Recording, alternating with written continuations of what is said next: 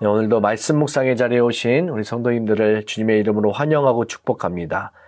오늘 우리에게 주신 하나님의 말씀은 호세아 13장 1절부터 16절까지의 말씀입니다.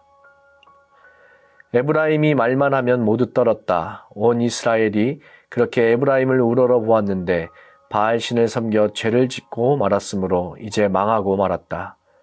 그런데도 그들은 거듭 죄를 짓고 있다. 은을 녹여 거푸집에서 부어서 우상들을 만든다.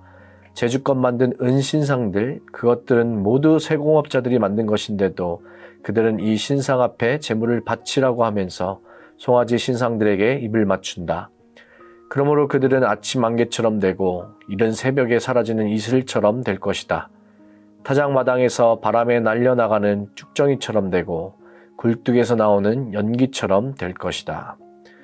그러나 나는 너희가 이집트 땅에 살 때로부터 주 너희의 하나님이다.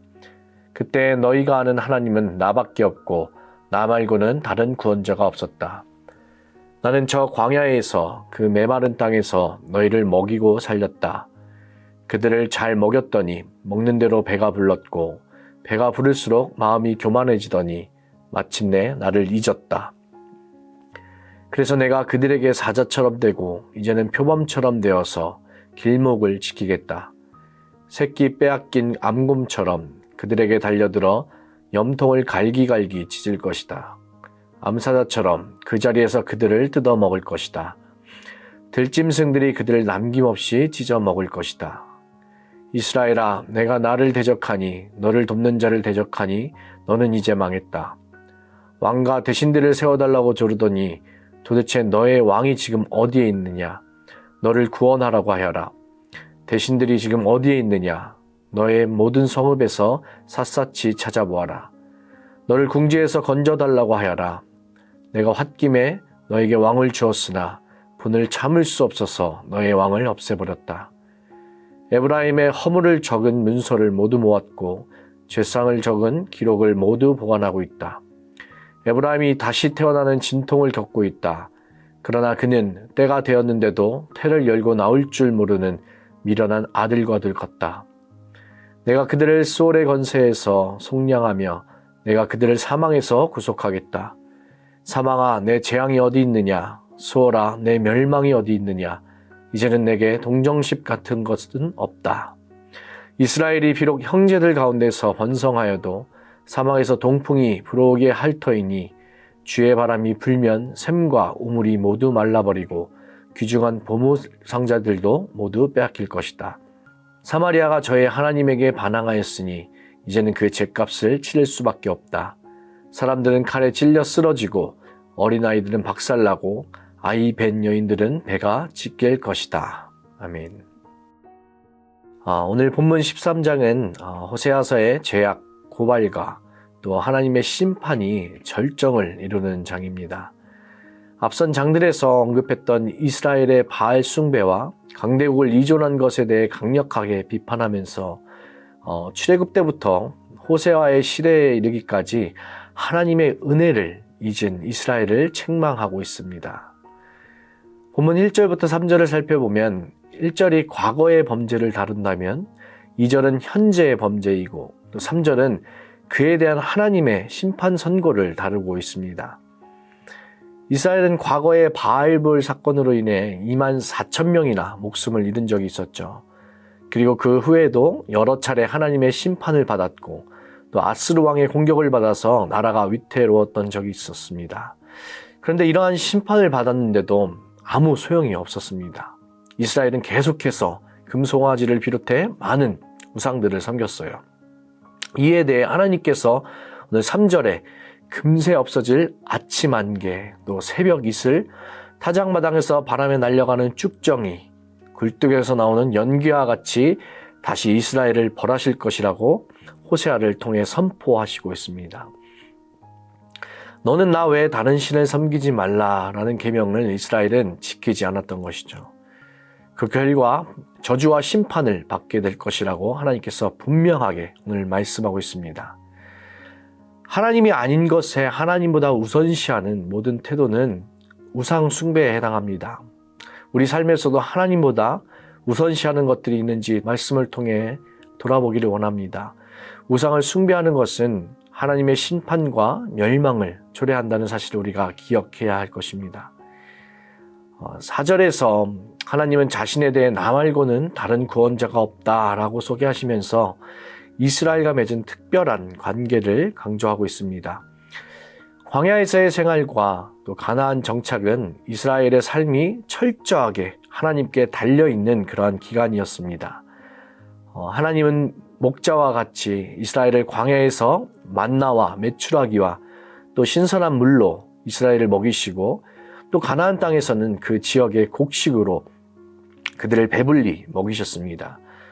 하지만 이스라엘은 배가 불러지면서 오늘 6절에 마음이 교만해져 자신들의 참된 구원자이신 하나님을 잊어버렸습니다. 목자이신 하나님께서 양과 같은 이스라엘을 배불리 먹이고 지금까지 인도하셨지만 그 양들이 목자이신 하나님께 불순종합니다. 이런 죄를 하나님께서 그대로 두시지 않으시죠. 양떼인 이스라엘의 배신을 하나님께서는 심판하십니다. 오늘 어떻게 심판하시나요? 7절과 8절에서 하나님을 사자, 또 표범, 새끼를 잃은 암곰, 암사자, 또 들짐승으로 표현하고 있습니다.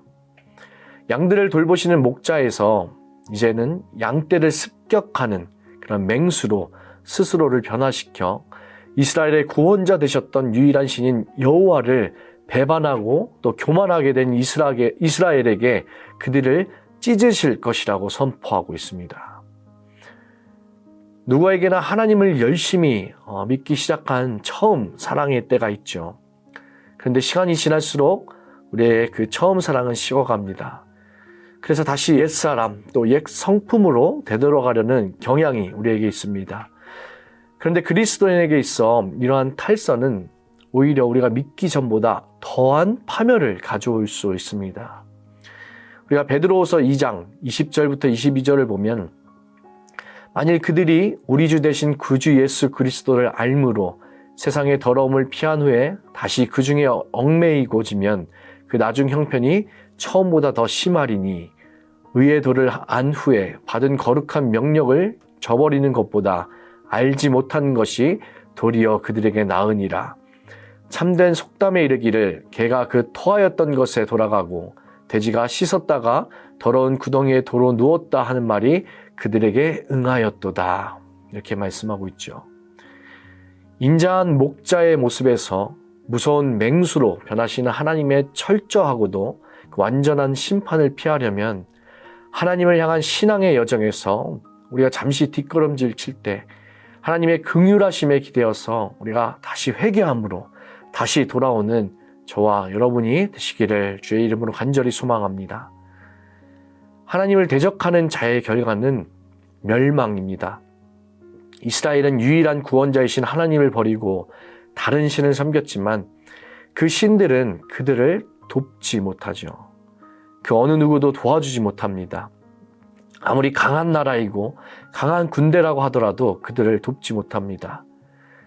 이스라엘이 자신들을 도울 자로 선택한 왕이라도 별 수가 없습니다.